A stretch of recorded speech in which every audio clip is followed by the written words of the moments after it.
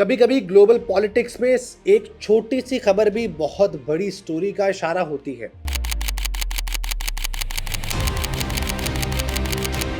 इस दफा भी कुछ ऐसा ही हुआ। जुमे के दिन ब्रिटेन में मौजूद रॉयल एयरफोर्स फेयरफोर्ड एयरबेस पर एक बड़ा अमेरिकन बॉम्बर एयरक्राफ्ट लैंड होता है। ये कोई आम प्लेन नहीं था, ये था B-1 लैंसर, जिसे अमेरिकन एयरफोर्स में अक्सर द मून कहा जाता है। 146 फीट लंबा, 137 फीट विंग स्पैन और तकरीबन 86 टन वेट का ये बॉम्बर एयरक्राफ्ट सिर्फ एक प्लेन नहीं बल्कि मॉडर्न वॉरफेयर का एक पावरफुल सिंबल है।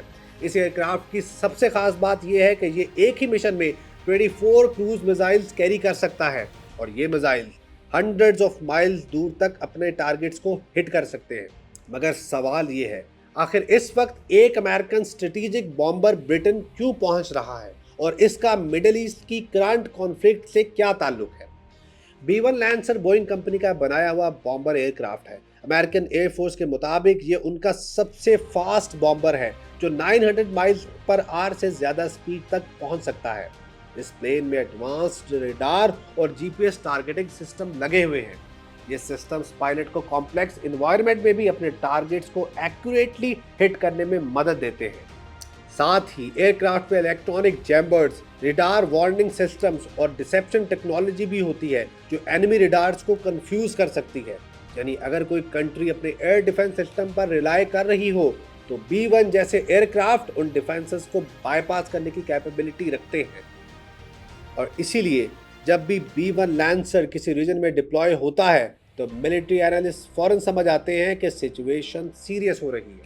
इस डिप्लॉयमेंट का दूसरा इंपॉर्टेंट एंगल ब्रिटेन का रोल है।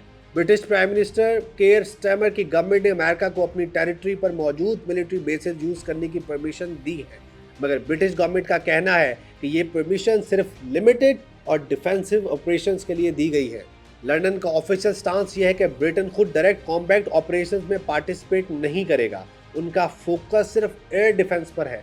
मतलब ब्रिटिश फोर्सेस ड्रोन्स और इनकमिंग थ्रेट्स को इंटरसेप्ट कर रही हैं, जबकि अमेरिकन फोर्सेस ईरान के अंदर मिसाइल लॉन्च साइट्स को टारगेट कर रही हैं।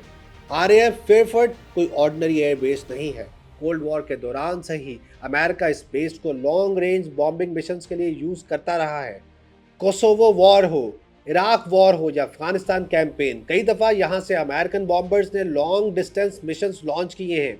इसलिए जब B-1 लैंसर जैसा एयरक्राफ्ट यहाँ लैंड करता है तो एनालिस्ट इसे सिर्फ रूटीन डिप्लॉयमेंट नहीं समझते। ये अक्सर किसी लार्जर मिलिट्री प्लानिंग का हिस्सा होता है। इस डिप्लॉयमेंट के साथ ही एक और इम्पॉर्टेंट स्टेटमेंट भी सामने आता है। US सेक्रेटरी ऑफ डिफेंस पीटे हेग्सेथ ने सिग्नल दिया है कि ईरान के खिलाफ ऑपरेशंस इंटेंसिफाई हो सकते हैं। उनका कहना है कि अपकमिंग ऑपरेशंस में ज़्यादा फाइटर एयरक्राफ्ट डिप्लॉय होंगे, डिफेंसिव सिस्टम्स को स्ट्रेंथन किया जाएगा और बॉम्बर एयरक्राफ्ट की फ्लाइट्स भी इंक्रीज होंगी।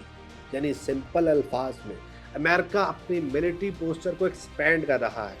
अगर इस डिप्लॉयमेंट को ब्रॉडर कॉन्टेक्स्ट में देखा जाए तो मिडल ईस्ट इस वक्त ऑलरेडी एक इंटेंस कॉन्फ्लिक्ट फेज में है। ईरान और इजराइल के दरमियान टेंशन पीक पर है। मिसाइल अटैक, ड्रोन स्ट्राइक्स और साइबर ऑपरेशंस लगातार हो रहे हैं। इस सिचुएशन में अमेरिका की डायरेक्ट मिलिट्री इन्वॉल्वमेंट सिचुएशन को और कॉम्प्लिकेटेड बना सकती है। B-1 लैंसर जैसे एयरक्राफ्ट की डिप्लॉयमेंट असल में एक स्ट्रेटेजिक सिग्नल भी हो सकता है। एक सिग्नल तेहरान के लिए कि अगर कॉन्फ्लिक्ट एस्केलेट होता है तो अमेरिका लॉन्ग रेंज स्ट्राइक्स करने की कैपेबिलिटी रखता है, और एक सिग्नल अमेरिका के रीजनल एलाइज के लिए कि वॉशिंगटन अब भी सिक्योरिटी आर्किटेक्चर में एक्टिव रोल प्ले कर रहा है। अगर सिचुएशन को रियलिस्टिकली एनालाइज किया जाए तो आने वाले वीक्स में कुछ सिनेरियो सामने आ सकते हैं। मेरे मुताबिक पहला सिनेरियो ये हो सकता है कि अमेरिका लिमिटेड स्ट्राइक्स तक ही कन्फाइंड रहे, यानी सिर्फ मिसाइल साइट्स और मिलिट्री इंफ्रास्ट्रक्चर को टारगेट किया जाए। दूसरा सिनेरियो एस्केलेशन का हो सकता है, यानी अगर ईरान ज़्यादा रिटेलिएट करता है और कॉन्फ्लिक्ट वाइडन होता है तो फिर B-1 जैसे बॉम्बर लार्जर एयर कैंपेन का हिस्सा बन सकते हैं। और तीसरा सिनेरियो डिप्लोमेटिक प्रेशर का भी हो सकता है। कभी कभी ऐसे डिप्लॉयमेंट का मकसद सिर्फ मिलिट्री एक्शन नहीं होता बल्कि निगोशिएशन टेबल पर लेवरेज क्रिएट करना भी होता है। सिनेरियो कोई भी हो, इस वक्त दुनिया ऐसे मूवमेंट पर खड़ी है जहां हर मिलिट्री मूव का जियोपॉलिटिकल इम्पैक्ट हो सकता है। B-1 लैंसर का ब्रिटेन पहुंचना शायद सिर्फ एयरक्राफ्ट डिप्लॉयमेंट हो, मगर जियोपॉलिटिक्स में कभी कभी एयरक्राफ्ट भी मैसेजेस कैरी करते हैं और इस मैसेज को समझना जरूरी है, क्योंकि मिडिल ईस्ट का कॉन्फ्लिक्ट सिर्फ रीजनल इशू नहीं रहा, इसमें ग्लोबल पावर्स भी डायरेक्टली इन्वॉल्व हो चुकी हैं। और जब ग्लोबल पावर्स एक ही कॉन्फ्लिक्ट थिएटर में एक्टिव हो जाएं, तो फिर छोटी डेवलपमेंट्स भी बहुत बड़ी स्टोरीज का हिस्सा बन जाती हैं।